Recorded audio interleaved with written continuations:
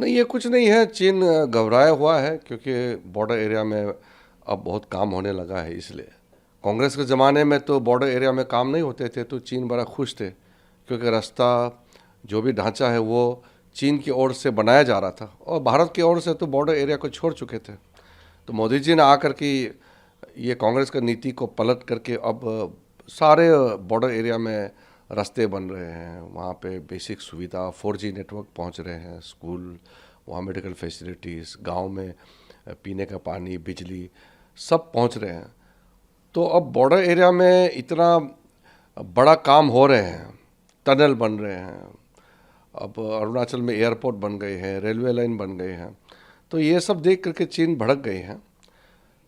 तो हम तो चीन को खुश करने के लिए बॉर्डर एरिया को हम लोग अंधेरा में तो नहीं रख सकते हैं।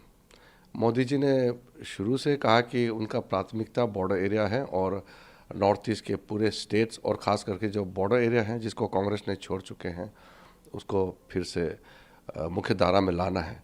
तो ये काम बहुत तेज़ी से चल रही है, इसलिए चीन बहुत ही घबराया हुआ है, खफा है, भड़के हुए हैं। तो इसलिए वो जो नामकरण हो रहा है, तो नामकरण करने से क्या कोई बदल जाएगा क्या? मेरा जगह है, मेरा ज़मीन है, मेरा पहाड़ है, उसमें चीन कैसे आकर के नाम रखेगा? कोई फ़र्क नहीं पड़ता है। हम लोग चीन को उल्टा नसीहत देना चाहते हैं कि ऐसा हरकतें ना करें। दो बड़े देश हैं और दो बड़े मुल्क आपस में अगर मिल के बैठेंगे तो अच्छा है और तालमेल में रहे तो ठीक है। और अगर वो छेड़छाड़ करेंगे तो अब हमारा देश पहले का ज़माने का भारत तो नहीं रहा। अब मोदी जी का समय में भारत एक ताकतवर राष्ट्र के रूप में उभर के आ चुके हैं। अब ये सब डराने से, धमकाने से भारत हिलने वाला नहीं है।